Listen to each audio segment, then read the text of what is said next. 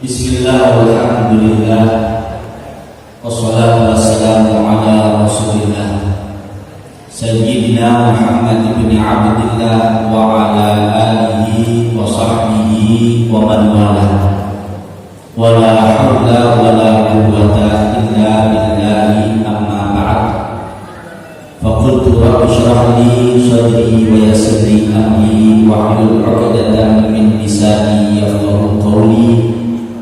Allahumma ja'alna wa sa'irul muslimina mimman yastami'una al-qawla fayattabi'una ahsanah.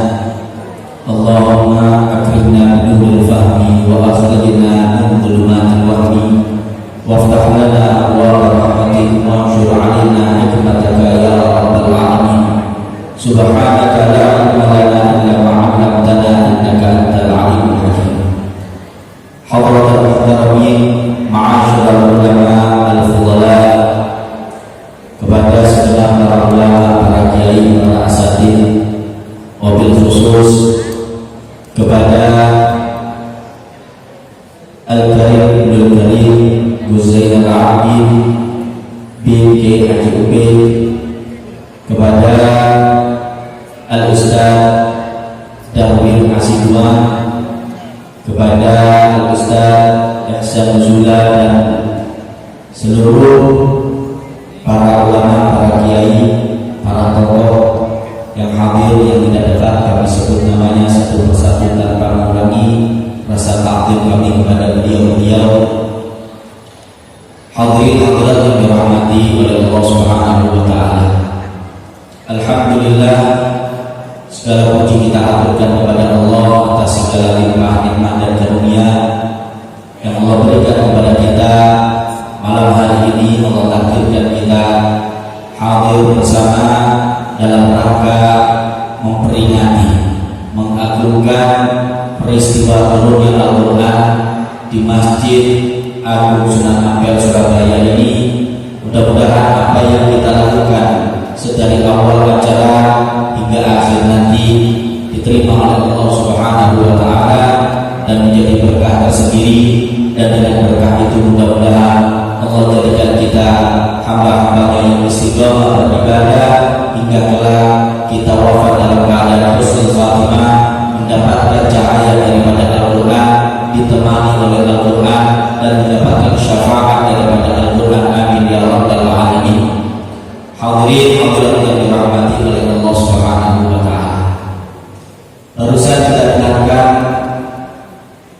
berbagai ayat yang dibacakan, dan juga barusan kita mendengarkan pula dari penampilan anak-anak yang tadi dengan dramanya menjelaskan tentang peristiwa nuzulul Quran yang sekarang kita peringati. Disampaikan di sana bahwasanya nuzulul Quran ini terjadi dengan dua fase. Fase yang pertama adalah Al-Quran diturunkan secara sekaligus dari Lauh Mahfuz ke Baitul Izzah. Lalu kemudian fase yang kedua, Al-Quran diturunkan secara berangsur dari Baitul Izzah kepada baginda Nabi Agung Muhammad sallallahu alaihi wasallam. Sebagaimana disebutkan di dalam Al-Quranul Karim yang tadi juga dibaca mengenai turunnya Al-Quran secara sekaligus, Allah Ta'ala berfirman, Inna anzalnahu fi lailatul qadar. Dan juga Allah Subhanahu wa taala berfirman, Syahrul Ramadan alladzi unzila fihi al-Qur'an hudan lin-nasi wa bayyinatin minal huda wal furqan. Dua ayat tersebut menerangkan tentang Al-Quranul Karim diturunkan oleh Allah Subhanahu wa taala secara sekaligus. Waktunya adalah pada bulan Ramadan, dan waktunya juga pada Lailatul Qadar. Dan tadi juga disampaikan bahwasanya di dalam tafsir Ibnu Katsir, turunnya Al-Quran ini terjadi pada tanggal 17 pendapat yang masyhur. Dan juga di situ bahwasanya terjadi perbedaan pendapat mengenai kapan tanggal turunnya Al-Quran. Akan tetapi sekali lagi yang masyhur, yang populer, yang sering dirayakan adalah pada tanggal 17 Ramadan. Oleh karenanya tanggal 17 Ramadan ini juga selain banyak orang melaksanakan nuzulul Quran, banyak pula di antara mereka yang sudah mulai malaman. Malaman ini adalah tatkala seseorang berupaya keras untuk melakukan ibadah-ibadah yang sifatnya pribadi antara dia dengan Allah Subhanahu wa taala secara khusus, seperti sholat, i'tikaf, membaca Al-Quran, berzikir dan lain sebagainya. Dan juga melakukan ibadah yang ada hubungannya dengan orang lain seperti sedekah dan lain sebagainya. Mengenai hal tersebut juga ada pendapat. Salah satu pendapat ini mungkin kenapa kok banyak orang memulai bukan tanggal 20 atau 10 hari yang terakhir, tapi mulai tanggal 17 seperti ini sudah seperti kita tergerak sekaligus merayakan nuzul Quran dan dilanjutkan hingga akhir daripada bulan Ramadan. Pendapatnya Imam Ja'far Shadiq menyatakan bahwasannya Lailatul Qadar itu tidak berpindah, yaitu terjadi pada tanggal 17 Ramadan sejak dulu sampai kiamat nanti turunnya tanggal 17 Ramadan. Ini adalah satu pendapat. Memang mengenai malam Lailatul Qadar banyak pendapat daripada para ulama. Akan tetapi apa-apa yang disebutkan para ulama itu bagi memang mereka yang ingin mendapatkan Lailatul Qadar tersebut, layaknya semuanya itu memang dicoba. Begitu juga banyak orang tanggal 17 Ramadan itu sudah ramai di masjid melakukan i'tikaf, kegiatan-kegiatan yang bernilai pahala dan seterusnya. Ini berharap mudah-mudahan malam ini adalah malam Lailatul Qadar sebagaimana apa yang disebutkan oleh Al-Imam Ja'far Shadiq radhiyallahu taala anhu. Dan tadi disebutkan bahwasannya Al-Quran ini diturunkan secara sekaligus.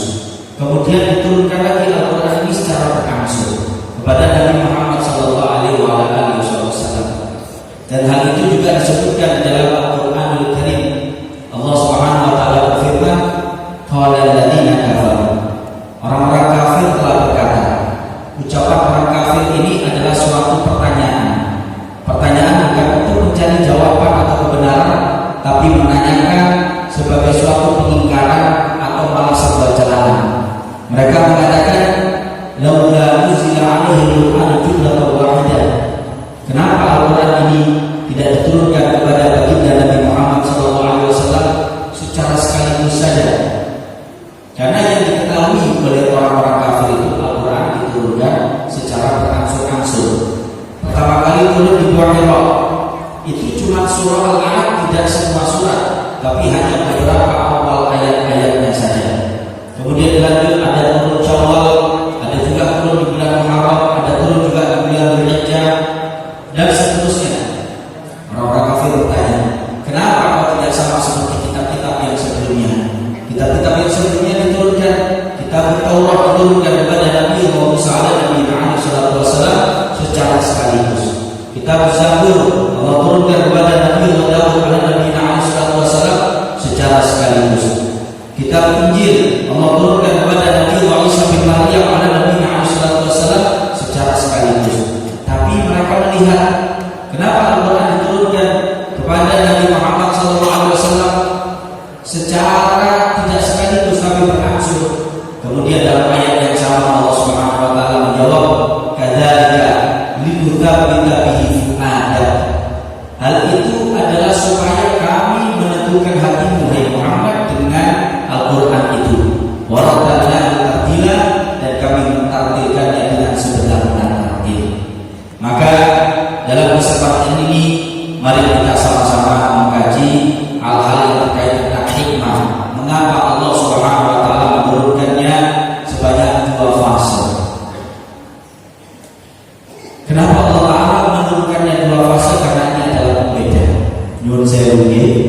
Jadi sesuatu itu jika dibedakan itu menunjukkan akan sesuatu ini adalah memiliki keistimewaan. Maaf seumpama kalau ada pejabat, kalau ada tokoh, kalau ada kiai, kadang tempatnya dibedakan, duduknya dibedakan, ada panggung dan lain sebagainya, atau juga kadang subuhannya dibedakan.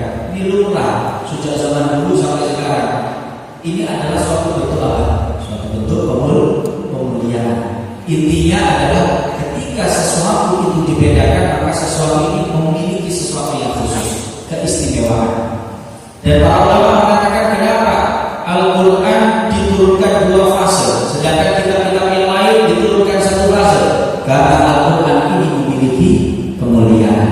Jadi Allah menampakkan, bahkan bukan hanya Al-Quran saja yang Allah menampakkan kemuliaannya kepada segenap umat manusia ila yaumil qiyamah, akan tetapi juga siapa yang ikut andil berperan di dalam turunnya Al-Quran dan kepada siapa Al-Quran itu diturunkan, itu semuanya Allah tampakkan mereka berbeda. Artinya mereka itu adalah orang-orang yang mulia. Cobi monggo kita amankan. Saat ini Al-Quran diturunkan pada bulan apa? Ramadan. Ramadan menjadi afdhalul syuhur, paling utamanya bulan. Al-Quran diturunkan melalui malaikat siapa? Malaikat Jibril. Malaikat Jibril menjadi paling utamanya malaikat. Al-Quran diturunkan kepada Nabi Muhammad SAW. Nabi Muhammad menjadi nabi dan rasul yang paling utama. Al-Quran diturunkan kepada umat Nabi Muhammad SAW. Maka umat Nabi Muhammad menjadi umat yang terbaik, khairu ummatin ukhrijat linnas. Ini semuanya adalah berkat Al-Quran. Apa-apa yang berhubungan dengan Al-Quran, maka dia akan dimuliakan oleh Allah Subhanahu wa Ta'ala. Di antara umat yang terbaik ini, kalau ada yang mau belajar dan mengajar Al-Quran sampai menjadi mahir, maka dia akan menjadi lebih utama lagi daripada yang utama. Khairu man ta'allama al-Qur'ana wa 'allamahu. Sebaik-baik kalian adalah orang yang belajar Al-Quran dan mengajarkannya. Bahkan Nabi SAW juga bersabda, Ahlul Quran ahlullah wa khassatuh. Ahli Al-Quran adalah keluarga Allah dan para khususnya Allah Subhanahu wa Ta'ala. Artinya apa-apa yang berhubungan dengan ahli Quran itu, maka dia akan mendapatkan keistimewaan di sisi Allah Subhanahu wa Ta'ala. Kita lihat bagaimana para qari tadi dengan indahnya melantunkan Al-Quran, dan kita memuliakan mereka. Karena apa? Karena ada Al-Quran.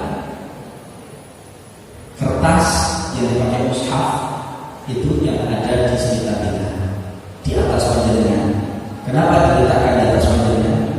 Bukankah sebelumnya sama seperti kertas-kertas yang lain? Sebelumnya sama seperti kertas-kertas brosur, sama seperti koran, sama seperti kertas bungkus, sama kertas ya kertas. Akan tetapi ketika sudah ditulis Al-Quran di dalamnya, maka jadi letakkan di mana? Di atas semua. Karena berhubungan dengan Al-Quran. Oleh karenanya para malaikat mereka sangat menginginkan untuk bisa memiliki ibadah yaitu berupa membaca Al-Quran, tapi tidak ditakdir oleh Allah Subhanahu wa Ta'ala. Al-Imam Abu Amr bin Salah di dalam fatwa beliau mengatakan, qiraatul Quran karamatun akramallahu bihal bashar. Membaca Al-Quran adalah suatu kemuliaan, karamah yang Allah anugerahkan kepada manusia. Para malaikat tidak ditakdir untuk memiliki ibadah berupa membaca Al-Quran. Malaikat tidak ditakdir. Beliau mengatakan dalam fatwanya, faqad warada anna al-malaikata lam yuqaw dzalika. Telah datang hadis bahwasanya para malaikat tidak diberi karunia berupa membaca Al-Quran sebagai ibadah mereka. Malaikat ada yang tawaf, malaikat ada yang sujud, malaikat ada yang sholat, malaikat ada yang rukuk, malaikat ada yang melakukan ibadah kecuali satu tidak diberikan kepada mereka, yaitu membaca Al-Quran. Wa annaha harisah lidzalika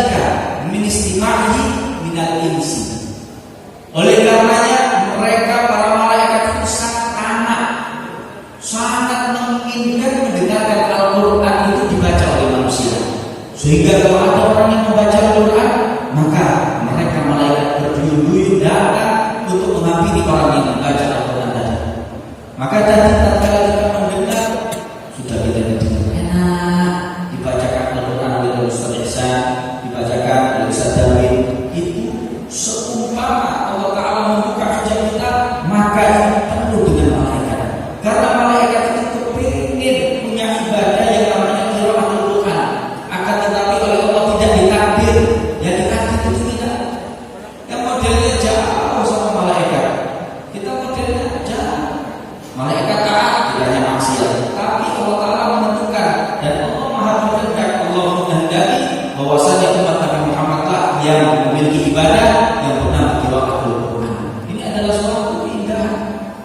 Ini adalah suatu keutamaan yang Allah berikan kepada kita. Sampai-sampai dikatakan afdhalul ibadati ummati, kata Nabi Muhammad SAW.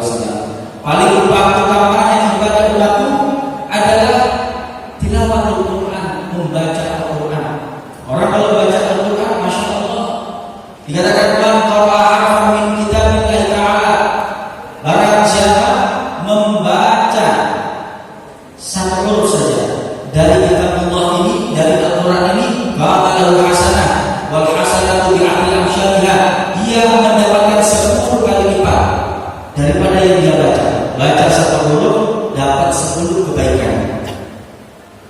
Wala aqulu alif lam mim harf, dan aku tidak mengatakan bahwasanya alif lam mim itu adalah satu huruf, walakin alif harf wal lam harf wa mim harf, akan tetapi alif adalah satu huruf, lam adalah satu huruf, mim adalah satu huruf. Totalnya berapa jumlah huruf di dalam Al-Quran itu?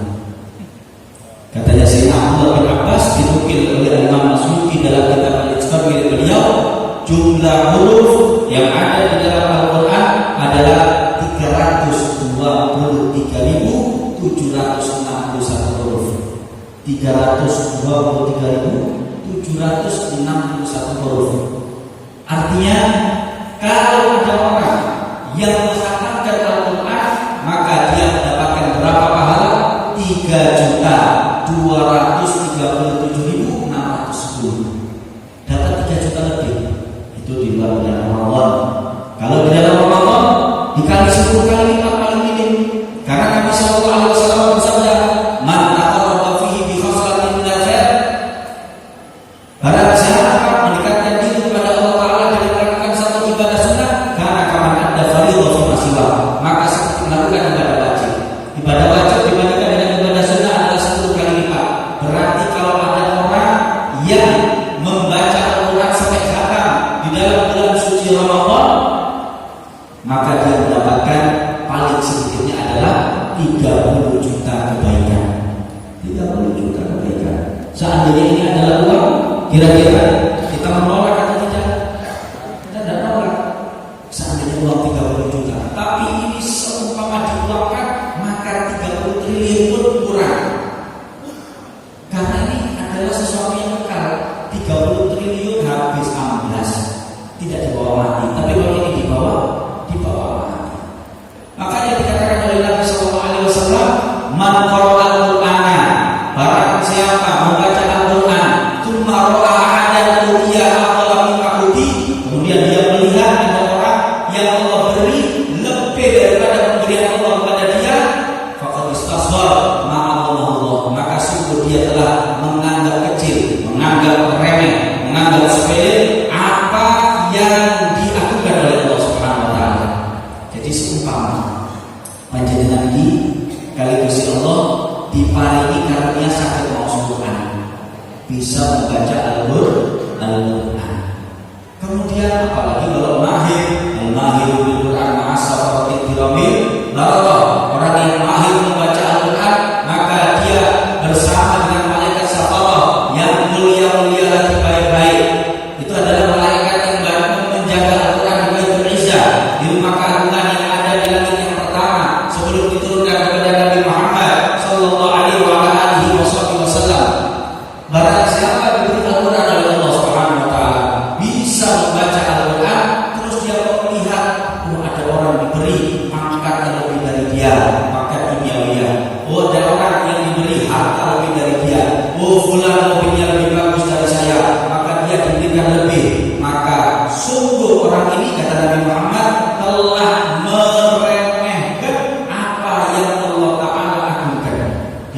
Al-Quran yang dipinta oleh para malaikat. Kemudian dia dapat Al-Quran, tapi melihat apa? Dia melihat orang lain yang tidak diberi Al-Quran tapi diberi kekayaan, itu adalah lebih banyak karunia-Nya dari Allah Ta'ala. Ini adalah suatu kesalahan fatal. Tapi memang manusia begitu. Manusia begitu. Kata Allah Subhanahu Wa Ta'ala, fa'amal insan kita membatalkan Rabbu fa'akrahu wa na'amahu fayaqulu Rabbi akramah. Kata Allah Ta'ala, manusia itu wataknya kalau diberi keluangan rezeki, diberi pangkat yang tinggi, diberi dunia yang luas, apa kata dia? Saya tidak. Fayaqulu Rabbi akramani. Oh, saya dimuliakan oleh Allah Subhanahu Wa Ta'ala. Sebaliknya, wa amma idza batalahu faqadara 'alaihi rizqahu fayaqulu Rabbi ahana. Kalau diberi miskin, kalau diberi melarat, kalau diberi pangkat yang rendah, tidak memiliki dunia sama sekali, dia bilang apa? Saya terhina. Kata Allah Ta'ala, kalla, salah. Konsep ini salah. Allah yang bilang, kata Allah, ukuran mulia atau tidak itu bukan dunia. Innal 'aisha 'aishul akhirah. La 'aisha illa 'aishul akhirah. Kata Nabi Muhammad SAW, ukuran mulia atau tidak itu akhirat.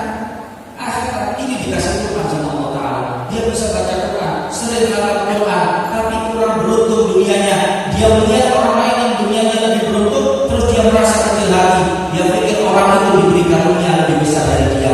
Maka ini adalah mengecilkan dan menghadirkan daripada Al-Quran yang diajukan oleh Allah Subhanahu Wa Ta'ala. Ini kan sering terjadi. Nah, kadang di sekitar kita guman di mana, nyuruh saya bukan guman itu betul cocok gelas.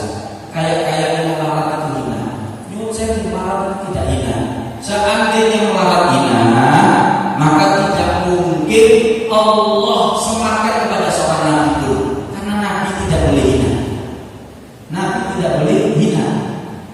Tapi nyatanya apakah ada nabi yang melarat? Ada. Nabiullah Isa alaihi wasallam makannya ramban rumput. Kita ini tidak pernah ramban rumput. Napa malah Ramadan kita lagi saelek itu kok tiga dibungkusi plastik obat itu. Nabi Isa ramban rumput, pakaian yang dipakai saja punya tempat tidurnya. Kemana-mana sudah satu tempat samaran-samaran Nabi Isa. Maka itu menunjukkan kalau seorang nabi bisa melarat, maka melarat itu bukan ukuran kehinaan pada kemaratan. Tidak. Tapi kadang-kadang kita begitu. Melarat ini dikaitkan dengan perkara-perkara yang hina. Suami jodoh, cak. Dulu sampai sisi itu aja, usaha aja. Toko ini pelanggannya ada. Mau yo buka ladang kecil samping itu gitu. Kok panen terus aja. Oh iya aja. Oh ngecek api mas. Nek dulu sampai sini kok melarat aja. Oh iya aja panen. Melarat juga kembali panen. Betul mesti tidak ada ukurannya. Oke ini kuat. Melarat pak. Walau itu hina atau tidak? Hina. Melarat mesti hina. Ada kalanya kemelaratan itu adalah Allah Ta'ala cipta kepada kita. Idza Allahu 'abdu, idza Allahu 'abdan ibtala. Kadang dicoba oleh Allah Subhanahu Wa Ta'ala. Kadang Allah Ta'ala tahu, wah ini kalau misalnya diberi kekayaan enggak ngaji. Ini kalau diberikan mobil mau encer. Ini kalau diberikan uang yang banyak misalkan encer enggak mau ngaji, enggak mau ibadah. Sama Allah Ta'ala ditahan. Ini kadang sering. Nggih, betul ya. Kadang kita itu bikin konsep, Pak. Nggih, bikin konsep. Kaidah itu gampang. Semua tanda kaidah pedoman ada di dalam Al-Qur'anul Karim. Di dalam Al-Qur'an jelas Allah Ta'ala mengatakan apa? Kata Allah Ta'ala, "Wa ma khalaqtul jinna wal insa illa liya'budun."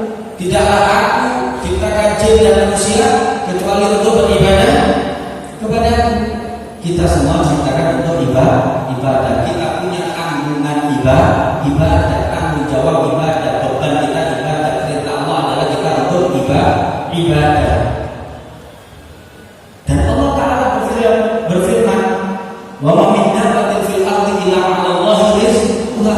Rezeki orang itu di dunia sudah ditanggung. Mau wonten niku, wonten tiyang ninggal ibadah, ninggal ngaji, bingung boleh rezeki.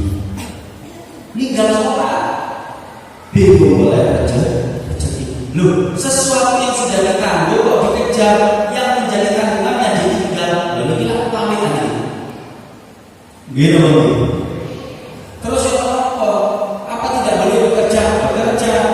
Bekerja itu bukan nyari rezekinya, tapi nyari kehalalan rezeki. Karena apa? Karena mencari kehalalan rezeki itu adalah wajib perintah Allah Taala beribadah. Thalabul halal wajibun 'ala kulli muslim. Jadi kalau mau bekerja itu cari rezeki yang halal. Poinnya bukan jumlahnya, bukan rezekinya, bukan rezekinya sudah ditanggung oleh Allah Taala. Tapi kita bekerja untuk membuka keran rezeki. Konsepnya gampang. Itu rezeki kayak air, kados kuyong itu. Rezeki itu pasti datang. Kalau memang dicatat jam sekian datang, jumlah sekian pasti datang ke jenengan. Cuma masalahnya kalau kerannya nggak dibuka, dikhawatirkan rezekinya nyampe ke jenengan dari jalur yang tidak baik, yang tidak halal, yang tidak baik, yang tidak baru. Sama seperti air. Kalau semua jalurnya ditutup, nanti pecah di sana. Akhirnya keluar. Tapi dari jalur yang tidak kita harapkan. Maka mencari rezeki, katanya para ulama apa? Mencari rezeki itu at-tahsinu fi thalab, yaitu memperbagus mata pencaharian. Dicari yang paling halal, dan thayyibah, mubarakah. Itu maksudnya. Nah, kemudian kalau begitu jangan mencari rezeki, maka jangan hanya berpindah dari satu ibadah ke ibadah yang lain. Bukan mengumpulkan harta dunia, bukan. Kalau tujuannya mengumpulkan rezekinya, maka jangan meninggalkan ibadah untuk sesuatu yang sudah ditanggung oleh Allah Subhanahu wa Ta'ala. Tapi kalau tujuannya adalah mencari rezeki yang halal, saat ini boten itu namanya. Waduh, kok boleh sing halal barang sing haram ya ngel. Nah, ini bahaya. Ini gunungan yang gak bagus.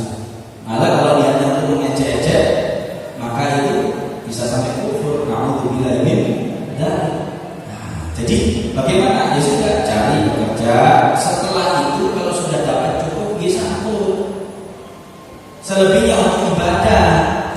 Mantan. Kalau mau mencari rezeki lagi, untuk mencari rezeki tujuannya juga untuk satu ibadah, untuk ibadah malia. Artinya jadi dapat rezeki banyak dari pekerjaan. Kadang ada orang yang diberikan rezeki banyak dari pekerjaannya. Rezeki itu dijadikan bawa mati kalau bisa. Jangan kemudian cuma tinggal di dunia. Ya disedekahkan, pakai untuk infak masjid, pakai untuk membantu orang yang membutuhkan. Kan konsepnya simpel. Tapi yang saya kritisi ini adalah orang yang dia meninggalkan ibadahnya untuk mencari rezeki yang sudah ditanggung oleh Allah Subhanahu wa Ta'ala, tanpa peduli itu halal atau tidak, tanpa peduli itu baik atau tidak. Kemudian kalau sudah cukup, tetap dia tidak ke masjid, tetap dia tidak mengaji, dia bingung dengan rezeki-rezekinya itu. Ini nanti akan menyesal ketika sudah datang waktunya, apa yang dia kumpulkan tidak dia bawa, meninggal dunia. Waliyadu billah. Jadi ini beberapa konsep di dalam Al-Quranul Karim. Al-Quran, Masya Allah. Ini Al-Quran yang jauh. Kita sekarang datang untuk menghadiri nuzul Quran. Kita ini sama tahu Al-Quran ini datang kepada kita pada bulan Ramadan. Yang datang itu kita datang Al-Quran atau Al-Quran datang kepada kita? Al-Quran datang kepada kita. Allah menurunkan Al-Quran kepada kita. Itu Allah mendatangkan Al-Quran kepada kita. Artinya Al-Quran datang kepada kita. Ngotot itu niki kula ajak anak-anak ngajar yang sedaya niki bulan Ramadan. Spiritnya sama, rasa-rasanya kalau jangan sama. Kita bayangkan Al-Quran turun bulan Ramadan. Di bulan Ramadan berapa tahun yang lalu itu ada satu peristiwa kita didatangi Al-Quran. Ngoten niku nek bulan Ramadan Al-Qurannya datang kepada kita, jangan sampai kita itu melengos dari Al-Quran. Umumnya kalau ada sesuatu yang baik datang kepada kita, maka kita menyambut. Gitu disambut Al-Quran itu. Ada orang datang mau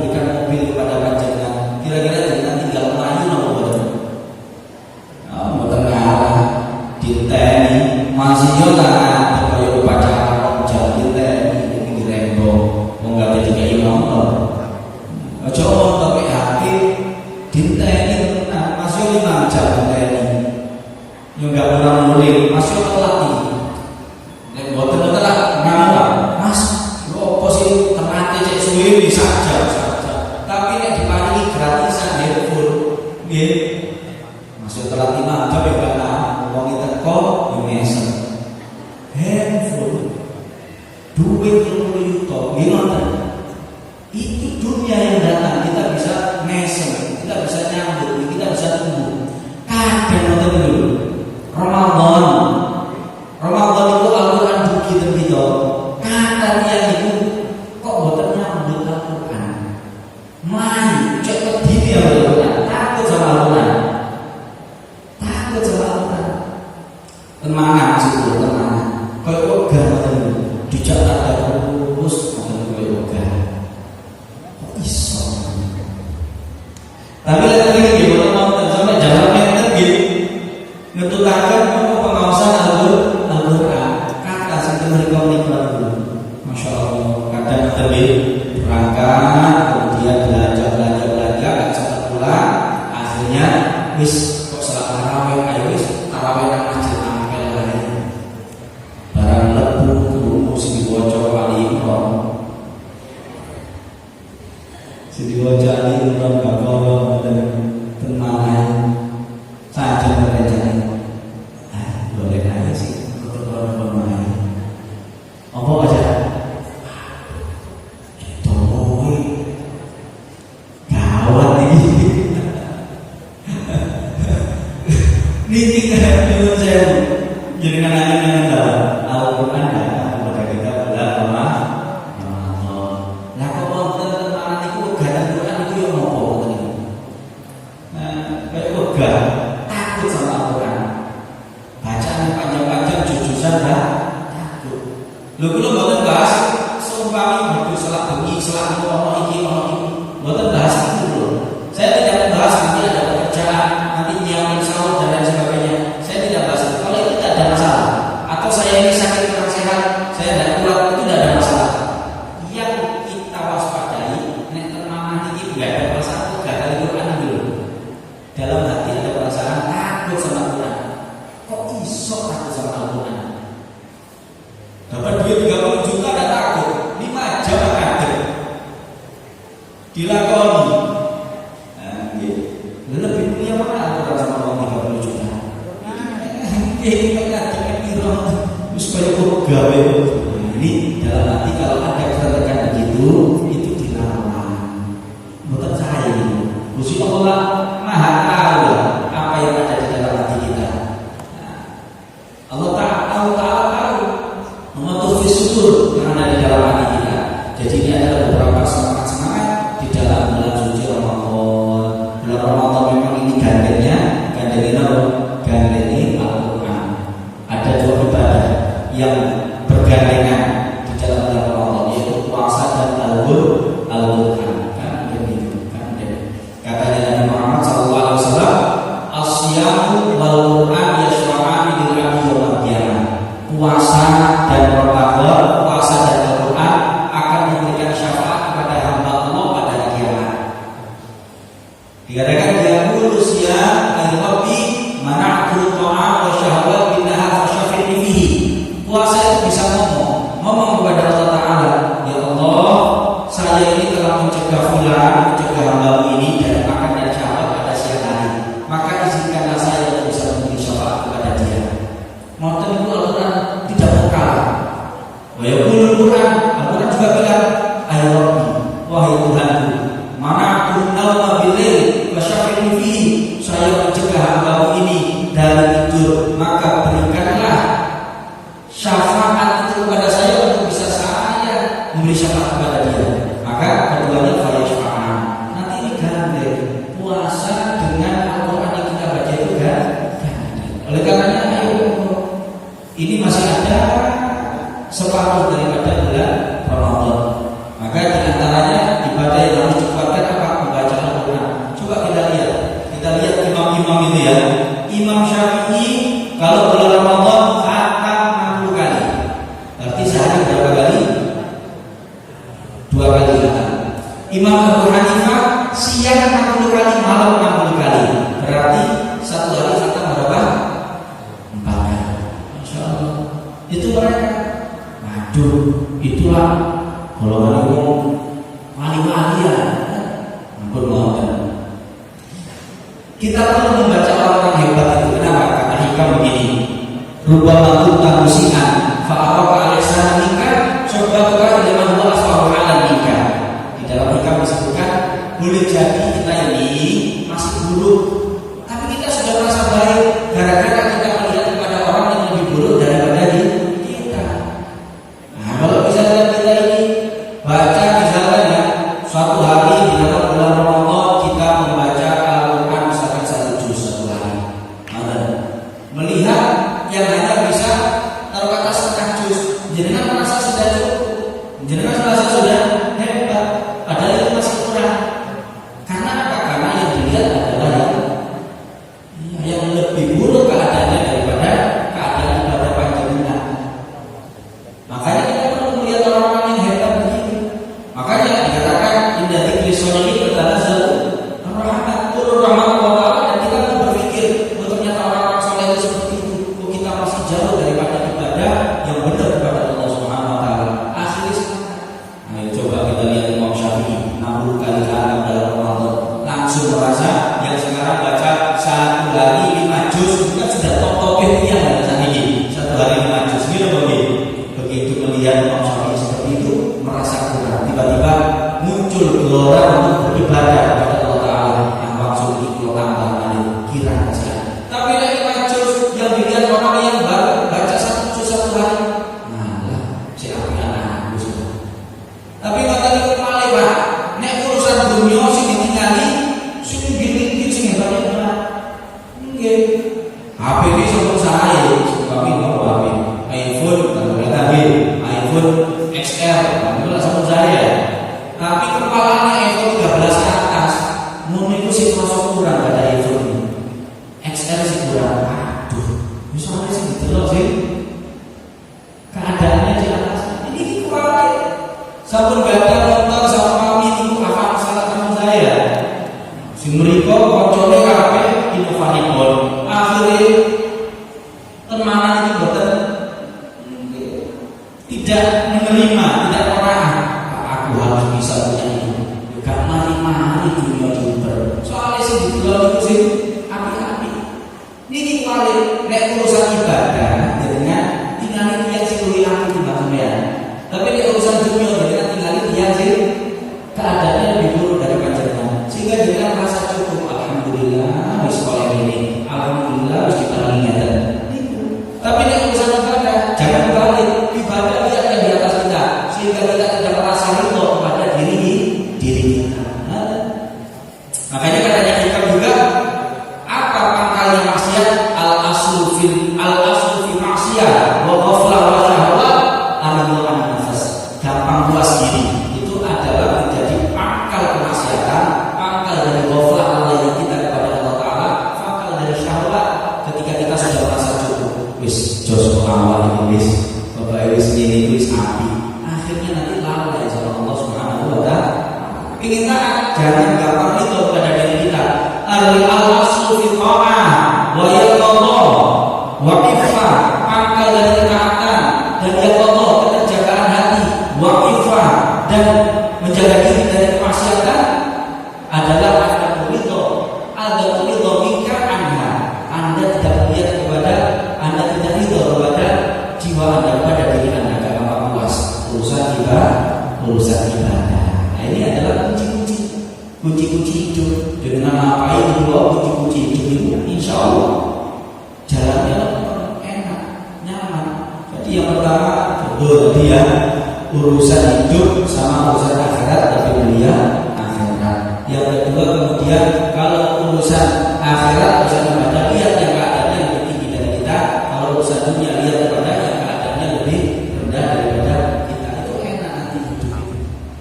Nah, oleh karenanya mari kita sama-sama betul-betul muliakan bulan Ramadan ini. Karena ada satu cara yang mengumpulkan banyak sekali fadilah di dalam Ramadan. Paling minim dengan kata satu kata. Paling minim bulan Ramadan pantas-pantasnya itu khatam Quran. Bulan Ramadan. Jadi dengan khatam satu kali. Caranya bisa pertanggal itu sesuai dengan jumlah juz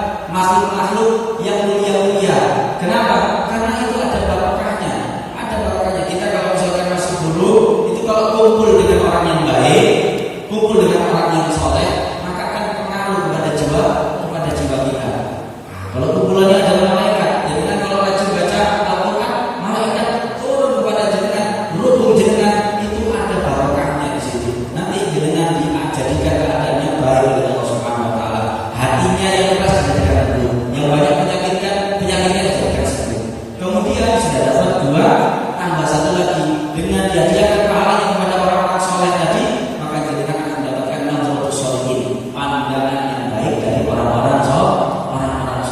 Pandangan yang baik orang soleh itu bisa meluluhkan hati dalam sekejap, bisa meluluhkan hati yang keras, hati yang sudah mati bisa hidup lagi dengan pandangannya orang-orang yang soleh. Oleh karenanya ini adalah bulan Al-Quran, kita memperingati nuzulul Quran.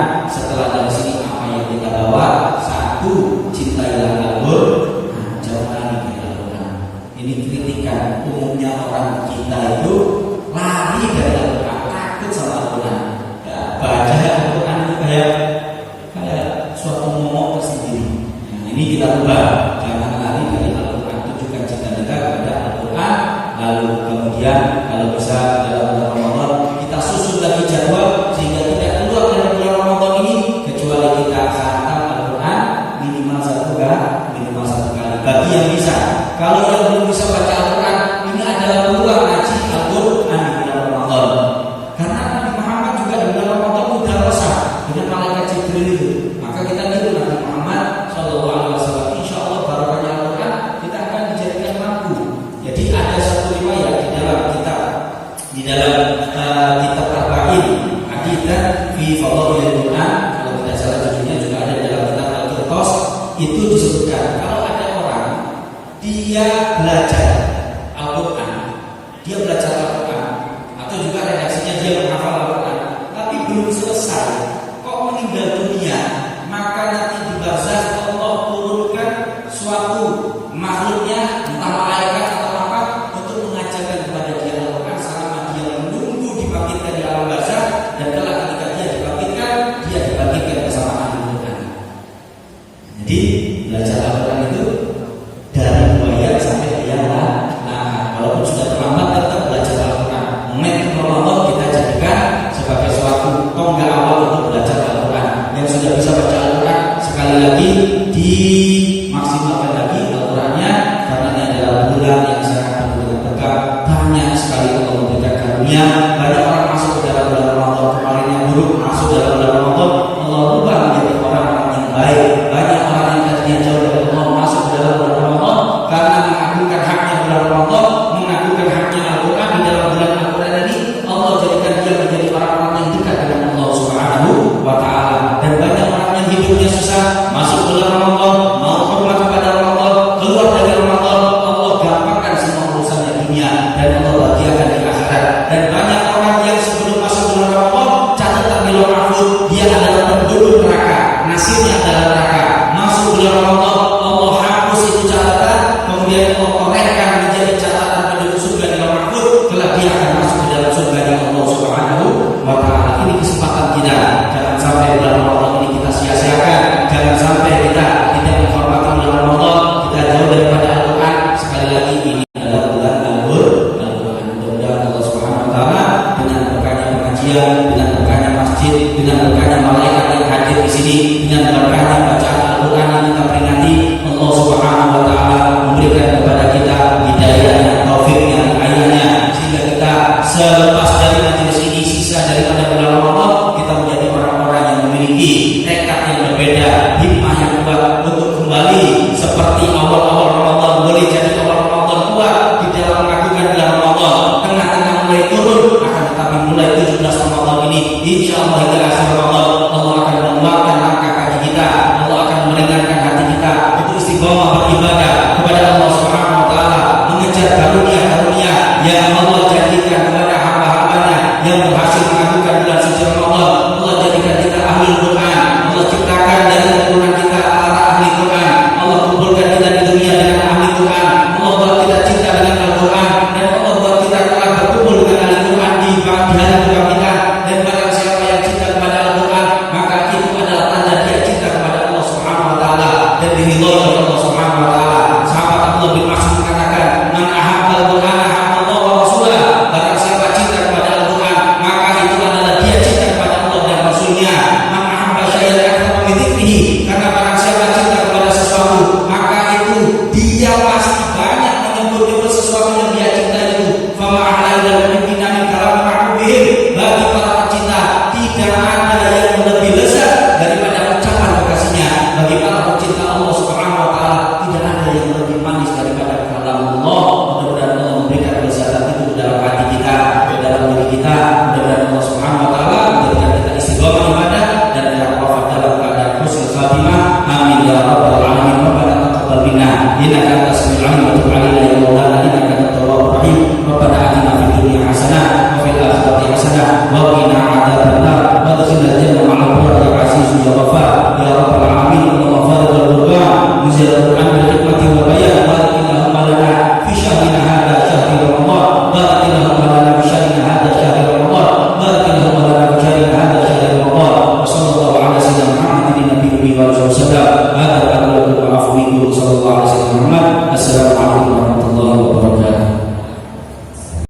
bin Kiai Haji Ubaidillah.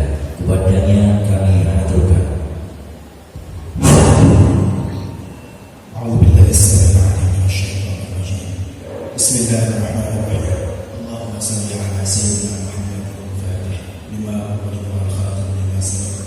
Nasiril haqqi bil haqqi wal hadi ila siratal mustaqim wa 'ala alihi haqqa qadrihi wa miqdarihi al-'azim. Salatan taftahu lana biha abwaab ar-ridha wat taysir wa tughliqu biha 'anna abwaab ash-sharr wal ta'sir wa takunu lana biha waliyyan wa nasira. Anta waliyuna wa maulana fa ni'mal mawla wa ni'mal nasir. Allahumma ij'al al-Qur'ana lana fid dunya khalila wa fil qabri munisan wa fil qiyamati shafi'an wa 'ala sirati nuran wa ila al-jannati rafiqan wa min an-nar sitran wa hijaba wa ila al-khayrati dalila wa imama wa fadlika wa judika wa karamika ya arhamar rahimin ya arhamar rahimin ya arhamar rahimin. Allahumma shrah bil Qur'anil 'azim sudurana wa yassir bihi umurana wa 'adim bihi ujurana wa hassin bihi akhlaqana wa wasi' bihi arzaqana wa nawwir bihi quburana ya rabbal 'alamin. أثبتنا اللهم على قراءتنا هذه وقراءة من قرأها وأنت أعلم بأسمائه ثوابا جزيلا وأجرا عظيما وتقبلها منا ومنهم بمنك وإحسانك قبولا حسنا مباركا جميلا. اللهم تقبل وأوصل ثواب ما قرأناه وبركة ما تلوناه من القرآن العظيم وما هللناه وما سبحناه وما استغفرناه وما صلينا على سيدنا محمد صلى الله عليه وسلم هدية واصلة رحمة الناس وبركة شاملة نقدمها ونهديها إلى حضرة حبيبنا وشفيعنا وقدر عيننا سيدنا ومولانا محمد صلى الله عليه وسلم ثم إلى أرواح آبائنا وإخوانه من الأنبياء والمرسلين وإلى ملائكة الله المقربين والكرمين ثم إلى أرواح ساداتنا أبي بكر وعمر وعثمان وعلي وإلى باقي الصحابة والتابعين وتابع التابعين لهم بإحسان إلى يوم الدين. اللهم أنت أمرتنا بدعائك ووعدتنا بإجابتك وقد دعوناك كما أمرتنا فأجبنا كما وعدتنا يا ذا الجلال والإكرام يا ذا الجلال والإكرام إنك لا تخلف الميعاد. بحق سبحان ربك رب العزة عما يصفون وسلام على المرسلين والحمد لله رب العالمين. بسم الله.